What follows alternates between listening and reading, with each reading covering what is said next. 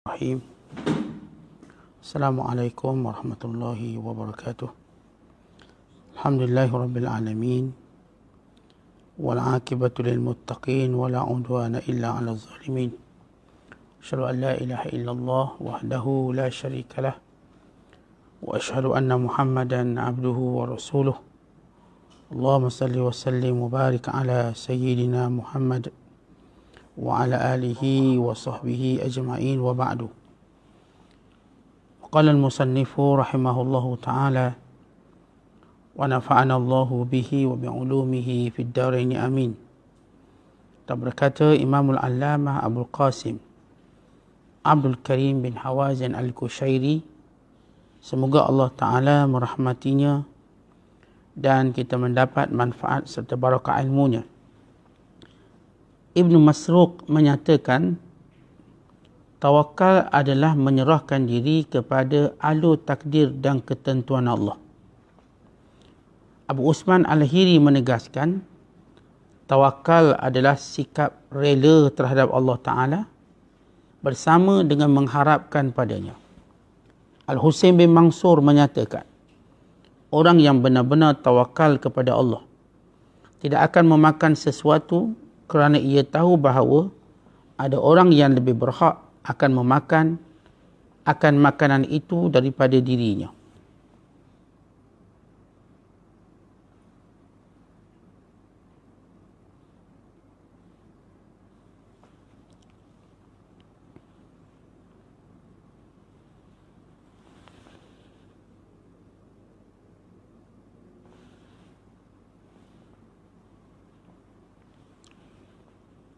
Umar bin Sinan menuturkan, Ibrahim Al-Khawwas berjalan melewati kami dan kami berkata kepadanya, katakanlah kepada kami hal paling aneh yang engkau lihat dalam perjalananmu. Dia menjawab, Khidir AS. Aku menemuinya dan minta diperbolehkan menyertaiku. Tapi aku takut kalau tawakalku kepada Allah menjadi rosak dengan keberadaannya bersamaku. Kerana itu aku lalu memisahkan diri darinya. Ketika Sahal bin Abdullah ditanya tentang tawakal, dia menjelaskan, tawakal bererti hidup, hati yang hidup bersama Allah Ta'ala dan tidak tertarik kepada yang lainnya. Syekh Abu Ali Daqqaq berkata, ada 3 tingkatan bagi orang yang bertawakal. Yang pertama, percaya. Kemudian, pasrah. Dan setelah itu, menyerahkan segala urusan kepada Allah. Orang yang percaya akan merasa tenteram dengan janji Allah. Orang yang pasrah akan merasa cukup dengan pengetahuannya. Dan orang yang menyerahkan urusannya kepada Allah akan merasa puas dengan kebijaksanaan Allah. Aku mendengar beliau mengatakan percaya kepada Allah adalah awal, pasrah adalah tengah-tengahnya, dan menyerahkan segenap urusan kepada Allah adalah hujungnya. Ad-Daqqaq ditanya tentang percaya dan dia berpendapat percaya adalah makan tanpa rakus. Yahya bin Mu'az menyatakan memakai pakaian dari bulu adalah sebuah toko, berbicara tentang zuhud adalah sebuah kemahiran, dan menyertai sebuah kafilah adalah nafsu. Semua ini adalah keinginan. Seorang laki-laki datang kepada Imam Ash-Shibli dan mengeluh tanggungan keluarganya yang banyak. Ash-Shibli mengatakan, pulanglah ke rumahmu dan usirlah siapa-siapa yang rezekinya bukan berkat Allah Ta'ala. Sahal bin Abdullah menyatakan, barang siapa yang mengkritik kegiatan dalam mencari rezeki, bererti mengkritik sunnah. Dan barang siapa yang mengkritik tawakal, bererti mengkritik iman. Ibrahim Al-Khawwas mengkhabarkan, aku sedang berada di jalan menuju ke Mekah. Ketika tiba-tiba aku melihat seorang yang tempangnya sangat menakutkan. Aku bertanya kepadanya, engkau seorang manusia ataukah jin? Dia menjawab, aku jin. Aku bertanya lagi, hendak ke mana engkau pergi? Dia menjawab, ke Mekah. Aku bertanya lagi, tanpa bekal apa pun? Dia menjawab tegas, ya, di kalangan kami juga ada jin-jin yang melakukan perjalanan dalam keadaan tawakal kepada Allah. Aku bertanya kepadanya, dan apakah tawakal itu? Dia menjawab, menerima dari Allah Ta'ala. Al-Farghani menuturkan, Ibrahim Al-Khawwas adalah seorang yang tidak ada taranya dalam hal tawakal pada Allah. Dia berlaku sangat cermat dalam hal itu. Dia selalu membawa jarum dan benang, sebuah timba kecil untuk berwuduk, dan sebuah gunting. Seorang bertanya kepadanya, wahai Abu Ishaq, mengapa anda membawa barang-barang ini sementara anda tidak membawa barang-barang yang lain? Dia menjawab, barang-barang ini tidak merosakkan tawakal pada Allah. Sebab Allah Ta'ala telah menjadikan kewajiban-kewajiban agama mengikat kita semua. Seorang ahli sufi hanya mempunyai satu jubah, dan jubahnya boleh koyak. Jika dia tidak membawa jarum dan benang, nescaya auratnya akan terbuka dan solatnya batal. Jika dia tidak punya timba untuk berwuduk, maka kesuciannya akan ternoda. Jika engkau melihat seorang sufi yang tidak membawa timba untuk berwuduk, jarum dan benang, maka patut kau ragukan kesempurnaan solatnya. Syekh Abu Ali Daqqaq mengatakan, percaya kepada Allah, sifat orang beriman.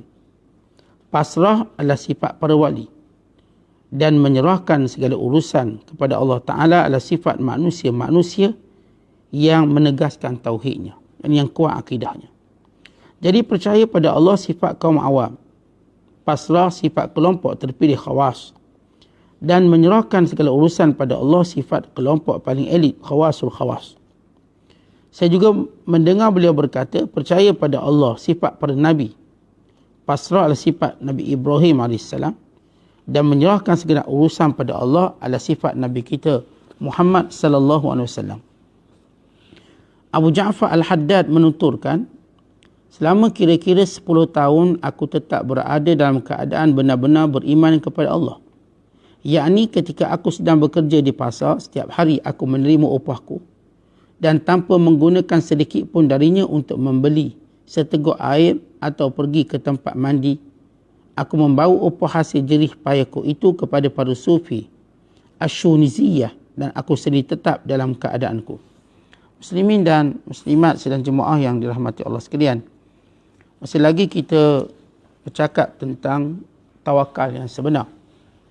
Bagaimana seorang itu dikira bertawakal, yakni menyerahkan urusannya kepada Allah, percaya kepada Allah, menerima segala takdirnya dan gembira dengan apa pun yang menjadi bahagiannya. Maka ini adalah bagaimana tawakal itu membentuk sifat orang beriman. Kata Ibnu Mas'ud bahawa seorang yang dinamakan tawakal ialah dia menerima segala ketentuan Allah. Sama sebagaimana bila kita sebut tentang sifat redha. Sama sebagaimana kita sebut sifat sabar. Sama sebagaimana kita menyebut tentang sifat syukur. Kerana sifat-sifat ini ialah menerima dengan apa pun yang Allah Ta'ala berikan. Cuma apa bezanya?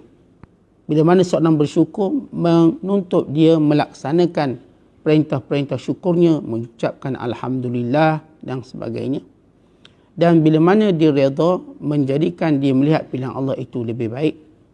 Dan bila mana dia bersabar, artinya dia menunggu sesuatu yang lebih baik yang Allah akan berikan kepada yang dipahala. Manakala bila disebut tentang tawakal, berarti dirinya kosong daripada melihat usahanya, dirinya kosong daripada melihat kemampuannya, tetapi dia menjadikan Allah sebagai segala tempat, Allah segala dalam kehidupan dia. Maka itu kita namakan tawakal. Abu Usman Al-Hiri kata, tawakal itu ialah rela terhadap Allah bersama dengan mengharap padanya. Bukan sekadar tawakal ini ialah kita rela apa pun berlaku. Apa pun berlaku. Seumpama seorang yang menduduki peperiksaan, sama ada dia cemerlang atau tidak, dia rela. Dan masa yang sama, dia berharap Allah beri dia kejayaan. seorang yang melihat akan musibah di hadapannya, sama ada musibah ini akan kena padanya atau tidak, dia rela. Tetapi dalam masa yang sama dia mengharapkan apa yang lebih baik pada apa yang dia tahu. Dan bila mana dia dapat, maka dia mengatakan itulah yang terbaik untuknya. Jadi sifat mengharap itu ialah juga sifat orang bertawakal. Benar. Kalau kita misalnya, kalau seorang berada dalam peperangan sebagai contoh, menang atau kalah, pasrah, redha. Namun dalam masa yang sama mengharapkan kemenangan. Bila mana kita berdakwah, orang dengar atau tak dengar, kita serah pada Allah. Yang nak dengar ke tak nak dengar, serah pada Allah. Tapi dalam masa yang sama kita mengharap mereka mendengar. Supaya apa? Supaya kita mendapat kemuliaan di sisi Allah Ta'ala. Kita antara sihat dan sakit. Kita memilih sihat untuk kita buat ibadat lebih banyak. Tetapi apa pun yang berlaku kita terima. Kalau Allah Ta'ala takdirkan kita sakit, kita serahkan pada Allah. Tapi dalam masa yang sama mengharapkan kebaikan. Dan setengah ulama seperti Husain bin Mansur berkata, tawakal itu bila dia melihat hak orang lain lebih diutamakan berbanding diri dia.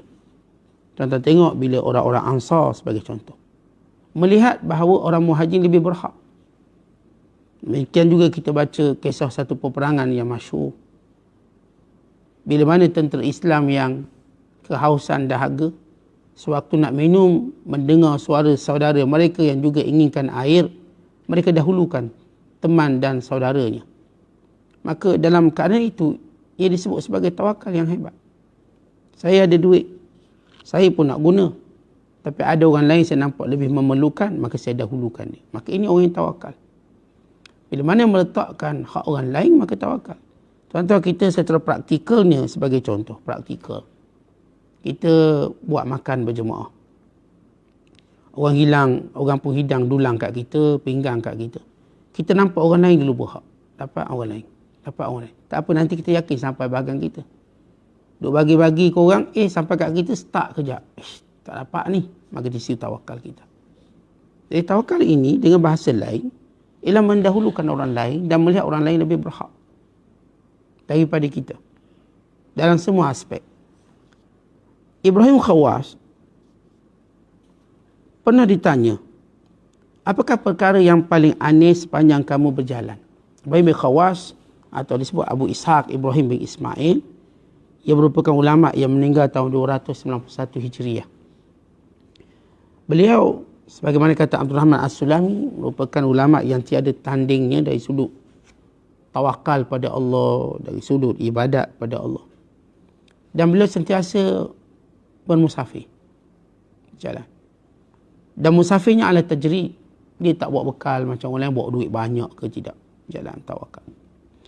Kita sepanjang dia melakukan perjalanan, khususnya perjalanan dia ke Mekah menunaikan haji. Dan menjadi suatu tarbiyah, didikan, supaya mereka dapat mengingati Allah lebih banyak, mereka berjalan kaki ke Mekah. Jadi Ibrahim Khawas waktu ditanya, apakah kejadian paling aneh waktu buat perjalanan? Dia kata, aku bertemu dengan Nabi Khidir AS. Lalu Nabi Khidir ingin mengikutiku. Aku enggan menerimanya. Kerana aku bimbang tawakalku akan kurang. Aku pasti bergantung kepada Khidir AS. Kerana itu aku memisahkan diri darinya. Baik, berhubungan dengan Khidir AS. Apakah Nabi Allah Khadir masih hidup? Jumhur dan kebanyakan para sufiyin, as-sadatus sufiyah, menyatakan Nabi Allah Khadir AS masih hidup. Dan mereka telah menyatakan pertemuan dengan Nabi Allah Khadir AS. Tetapi kebanyakan ulama atau sebahagian ulama mengatakan baginda sudah pun wafat, meninggal dunia. Dan masing-masing punya hujah masing-masing. Ala kulli hal, pada pandangan kita, ia perkara yang perlu ditawakuf. Tawakuf yang kita tidak berpihak pada mana kelompok yang kata hidup atau mati, ia urusan Allah Subhanahu Wa Taala. Namun kita tidak akan membohongi para ulama yang terkenal adil, yang terkenal baik dalam menyatakan dakwaan tersebut. Sebab kalaulah yang bercakap ni orang tepi longkang, dengan mudah kita tolak. Ini orang-orang yang soleh, yang diakui kepercayaan kata-kata mereka. Mereka bukanlah kalangan orang yang berbohong. Apapun masalah Nabi Allah Khadir AS adalah masalah yang diperselisihkan oleh ulama antara hidup dan matinya, namun para sufi percaya mereka masih hidup. Dia masih hidup. Antaranya apa yang disebut oleh Ibrahim Khawas. Ketika Sahal bin Abdullah ditanya tentang tawakal, kata beliau, tawakal ini hati yang sentiasa hidup dengan Allah dan tidak tertarik pada benda lain. Dengan kata lain, tawakal ialah seorang yang tunduk kepada hukum Allah dan tidak pada perkara yang Allah larang. Seorang yang bila mana mengambil yang dilarang, bermakna dia tidak bertawakal pada Allah. Ada rezeki yang halal, ada rezeki yang haram. Lalu dia mengambil yang haram, dia tak ada tawakal. Dia mengambil rasuah, dengan mengambil uang yang bukan hak dia, itu orang tidak tawakal. Orang tawakal sebenarnya dia cuma mengambil hak dia yang Allah Ta'ala izinkan dia. Maka seorang yang bertawakal itu benar-benar bersama dengan Allah dan tidak berfikir yang lain. Yang ini dalam tindakannya, dia sentiasa mencari perkara yang mendekatkannya pada Allah, bukan menjauhkannya. Maka inilah orang bertawakal. Sebab itu kita tengok orang yang tawakal ni setiap hari dia makin dekat dengan Allah. Tapi orang yang tidak tawakal, kita akan nampak setiap hari dia makin jauh daripada Allah Subhanahu Wa Taala. Abu Ali Daqqaq berkata, ada 3 tingkatan orang yang bertawakal. Yang pertama yang disebut percaya. Yang kedua disebut pasrah. Yang ketiga disebut menyerahkan urusan pada Allah. Baik. Dalam ketiga-tiga ini, kalau kita sebut percaya. Umpama kita tuan-tuan melihat seorang doktor, kita percaya dia doktor. Maknanya apa bidang dia? Kesihatan. Kemudian bila berlaku apa-apa pada kita, kita jumpa dengan dia, kita pasrah. Dah diobat macam mana pun. Tapi bila terbukti berjaya, dirawat kita berjaya, sembuh kita, lalu kita, apa pun keadaan kita akan serah pada dia. Kita tahu dia ahlinya. Itu gambaran, contoh percaya, pasrah dan menyerahkan urusan. Bila kita menceritakan muamalah kita dengan Allah Subhanahu Wa Taala, ya, kita percaya Allah berkuasa atas segala sesuatu. Kemudian bila berlaku sesuatu yang habis usaha kita, lalu kita, ya Allah, tolonglah aku. Dan bila terbukti, maka setiap hari atau setiap waktu kita akan serahkan pada Allah. Umpama sebagai saya contoh, tuan-tuan, kita percaya sedekah tadi memberikan gandaan rezeki. Semua percaya. Itu maklumat asas ilmu. Lalu kita pun bersedekah. Tuan-tuan pun bersedekah. Bila kita bersedekah, dengan keadaan kita mengharapkan berlaku benda itu pada kita, digandakan. Waktu kita mengharapkan, saya tak ada sedekah untuk digandakan. Terutama bila kita ditimpa musibah, kita ingat balik kebaikan, semoga kebaikan kita boleh menyelamatkan kita. Tiba-tiba datang balasan Allah pada kita. Dapat sedekah lebih banyak, kita dapat duit lebih banyak. Untung sana, untung sini. Dan bermula hari itu, kita mula menyerahkan pada Allah. Percaya sungguh-sungguh. Lalu apa pun urusan serah pada Allah. Waktu itu kita tak takut lagi, kita terus bersedekah tanpa perlu menunggu Allah membalasnya. Kerana kita yakin bahawa ia sudah berlaku dalam kehidupan kita. Itu gambarannya. Dan setengah berkata bahawa sifat-sifat tersebut, iaitu sifat percaya itu ialah sifat semua para Nabi. Dan sifat pasrah ialah sifat Nabi Allah Ibrahim AS. Dan sifat menyerahkan segala urusan pada Allah itu ialah sifat Nabi Muhammad SAW. Itu disebut grading tawakal kita kepada Allah Ta'ala.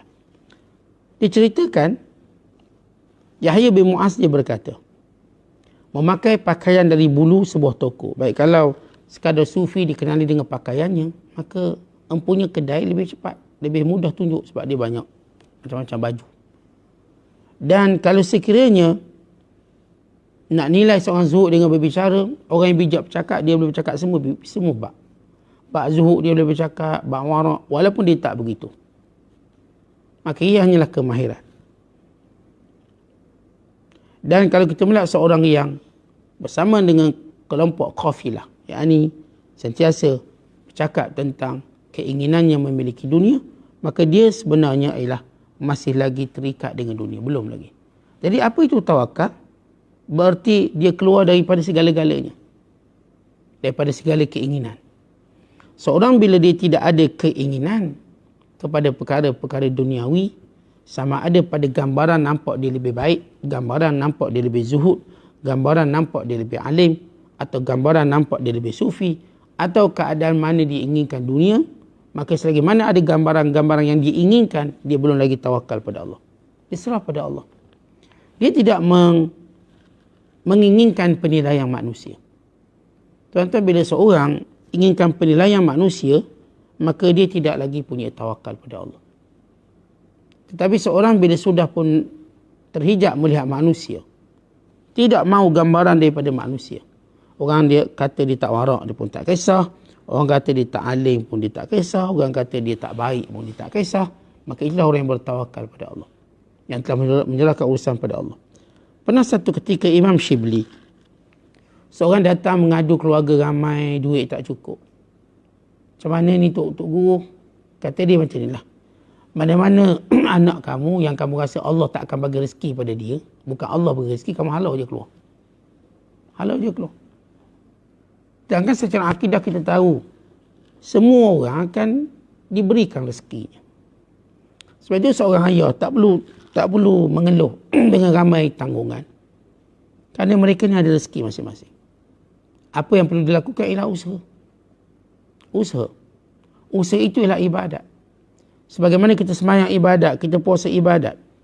Usaha kita untuk mendapatkan rezeki juga ibadat, pahala. Maka terus melakukan usahanya. Kata ulama lagi, siapa yang mengkritik pekerjaan, usaha, maka dia kritik sunnah Rasulullah. Dan siapa yang kritik tawakal, dia kritik iman. Salah nak beritahu, walaupun kita sebut tawakal, saya tawakal rezeki saya, tapi secara perjalanan hidup kita bekerja. Sebab kerja tu sunnah Nabi-Nabi. Maka tak boleh seorang menolak sebab untuk cuma menunggu keputusan. Sebab itu juga diperintahkan oleh Allah. Bila Allah menyatakan فَإِذَا قُضِيَتِ الصَّلَاةُ فَانْتَشِرُوا فِي الْأَرْضِ وَابْتَغُوا مِنْ فَضْلِ اللَّهِ. Bila mana selesai solat, maka bertebaranlah di muka bumi. Cari, bekerja. وَقُلْ يَعْمَلُوا فَسَيَرَ اللَّهُ عَمَلَكُمْ وَرَسُولُهُ وَالْمُؤْمِنُونَ.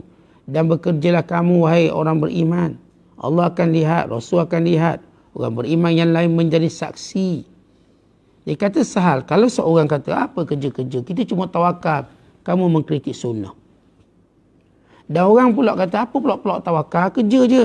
Ini mengkritik iman. Dia boleh kufur. Jadi tuan-tuan, bila sebut tawakal, gabungan dengan segala usaha dan gabungan dengan tawakal kita pada Allah. Dan ini yang kita ceritakan semalam tentang Badui yang datang bertemu Nabi SAW. Dia berkata, ya Rasulullah, ni unta ni, apakah aku biarkan aku bertawakal ataupun aku ikat? Kata Nabi SAW, i'qilha wa tawakal. Ikat dan tawakal. Artinya ada usaha, ada penyerahan kepada Allah Ta'ala. Satu ketika, sedang Ibrahim Khawas atau Ibrahim bin Ismail Al-Khawas berjalan kaki nak ke Mekah. Tiba-tiba dia nampak seorang lelaki yang tempang sangat-sangat. Tempang dia pelik. Sebab kalau jatuh pada manusia, tempang macam ni tak boleh jalan. Tapi dia boleh jalan. Ibrahim Khawas pun tengok, awak ni manusia ke jin? Kata lelaki ni, aku jin. Jin.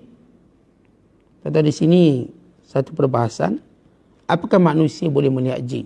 Jawapannya boleh. Tetapi bukan dengan gambaran jin, dengan gambaran manusia. Sebab Allah berfirman, innahu yarakum huwa wa qabiluhu min haitsu la tarawnahum. Jin ni dengan rupa dia boleh tengok kita, kita tak boleh tengok dia. Dengan rupa dia boleh tengok kita, kabilah dia boleh tengok kita, kita tak boleh tengok dia. Tetapi bila mana dia merupai manusia, atau dia masuk dalam binatang, atau dia berada dalam tubuh manusia, maka kita dapat mendengarnya, melihatnya, dan berkomunikasi dengannya. Baik, ini adalah benda yang telah dimaklum dalam akidah kita, atau dalam agama kita. Dan banyak hadis-hadis yang menceritakan, hadis Abu Hurairah bertemu dengan jin. yang menyerupai seorang lelaki kenik yang mencuri kurma zakat, dan Abu Hurairah menangkapnya. Di mana jin bila mana dia menyerupai manusia, dia mengambil hukum manusia, dia boleh ditangkap, dia boleh diikat, dia boleh dibunuh dan sebagainya. Sebab itu jin tidak mahu mengambil risiko untuk menyerupai manusia. Dia tak nak ambil risiko.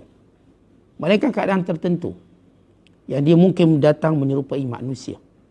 Terutamanya kalau orang takut sangat, dia mungkin menyerupai manusia. Atau orang yang dia yakini tidak akan mendatangkan mudarat pada dia. Maka jin ini, dia menyerupai manusia, lelaki tempang depan Ibrahim Khawas. Ibrahim Khawas kata, awak ni siapa? Saya jin. Lalu kata Ibrahim Khawas, kamu ni nak ke mana? Maka jawabnya, ke Mekah. Kata Ibrahim Khawas, tak nampak pun bawa bekalan. Kata jin, bukan sekadar manusia je ada tawakal. Di kalangan kami juga ada yang bertawakal. Yani, lalu bila Ibrahim Khawas dengan jin ni sebut tentang tawakal, lalu Ibrahim Khawas kata, apa itu tawakal? Maka jawab jin, menyerahkan, menerima apa pun dari Allah. Menerima pun apa dari Allah. Maka ini tawakal. Dan diceritakan oleh Imam Faghani, Ibrahim bin Khawas ni orang paling hebat tawakal dia. Dinilai dari sebab apa hebat tawakal? Jadi tuan-tuan dia tak fikir pun tentang esok rezeki dia. Tak ada pun nak fikir macam orang lain. Serah pada Allah. Orangnya tenang, senyum selalu. Tetapi dia bila musafir, ada 3 perkara dibawa. Sekalipun tak dibawa bekal makanan yang banyak dan sebagainya, duit yang banyak sebagaimana kita, 3 benda dia tak akan lupa bawa. Pertama ialah jarum. Yang kedua benang. Yang ketiga ialah bekas boleh menyimpan air untuk dia ambil wuduk. Lalu orang berkata, wahai Ibrahim, kamu kan orang tawakal, patut jalan tak buat apa-apalah. Dia kata, ya. Tetapi ada barang-barang yang akan melengkapkan agama kita. Yang kalau tak ada, akan ditohmah agama kita. Apa dia? Iaitu kalau kita pakai jubah ni koyak, ada jarum dan benang yang boleh menjahitnya. Dan kalau sekiranya kita nak berwuduk, ada bekas wuduknya. Tuan-tuan sekalian, ada perkara yang melengkapkan agama. Contoh ginilah, para ulama. Mereka nak mengajar. Apakah yang melengkapkan ilmu mereka? Kitab. Kalau ulama tadi tak ada kitab, kita boleh tohmah dia, tak percaya. Dia tak boleh dakwa bahawa saya belajar dari Tuhan direct. Dia bohong. Kerana perantaraannya perlu ada. Maka kalau para ulama, kesempurnaan ilmunya ataupun kemuliaan ilmunya terletak pada kitab-kitabnya. Sebab itu seorang yang berbicara tentang ilmu, tiba-tiba kita tengok kitab pun tak ada. Buku pun tak ada. Baca pun tak ada. Berguru pun tidak. Bagaimana kita meyakini dia seorang ulama? Kita nak meyakini seorang ulama, memanglah penilaian orang awam dengar dia bercakap agama, boleh sebut dalil, itu kita anggap dia ulama. Tetapi dia ada perkara yang melengkapkannya. Pertama yang melengkapkannya, siapa guru-gurunya. Dia pasti berguru. Maka akan disebut gurunya siapa, gurunya siapa. Yang kedua, dia perlu ada perkara yang akan mengukuhkan ilmunya, yakni kitab dia. Kerana apa yang didengar oleh gurunya, kadang-kadang dia lupa. Faktor usia, faktor kesibukan, faktor-faktor emosi dan sebagainya. Maka dia perlu ada kitab. Maka ini yang melengkapkannya. Jadi kalau dia tak ada benda tu, orang tak panggil dia ulama. Sama juga, bila kita sebut orang yang bertawakal sekalipun, tawakal jangan sampai menghilangkan perkara yang melengkapkan agama dia. Umpamanya seorang bertawakal tak nak kahwin, maka ini bukan tawakal. Kerana isteri melengkapkan agama. Sebab itu semua para Nabi berkahwin. Termasuk Nabi Allah Yahya, Nabi Allah Isa berkahwin. Ya, para ulama mufassirin menyatakan, Nabi Allah Yahya juga berkahwin walaupun dia tidak mendekati isterinya untuk mendapat pahala berkahwin. Nabi Allah Isa AS, bila mana turun ke muka bumi, dia akan berkahwin. Untuk membatalkan akidah orang-orang Kristian yang menyatakan tidak perlu kahwin. Sebab kahwin itu menyempurnakan agama. Man tazawwaja faqad istakmala nisfa imanihi falyattaqillah fi nisfil akhir. Siapa yang berkahwin, separuh imannya sudah sempurna, tinggal lagi separuh. Dan demikian juga perkara yang menyempurnakan agama ialah sahabat. Seorang kata dia ni bagus agama tapi tak ada kawan, dia tak sempurna. Hatta para Nabi pun ada sahabat. Nabi pun ada sahabat. Sementara kita.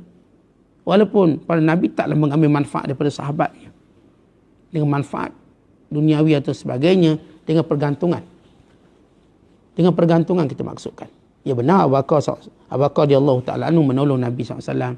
Sahabat-sahabat. Tapi tidak ada pergantungan Rasulullah pada mereka. Walaupun mereka beri sebagai kemuliaan yang mereka nak dengan pemberian pada Nabi SAW.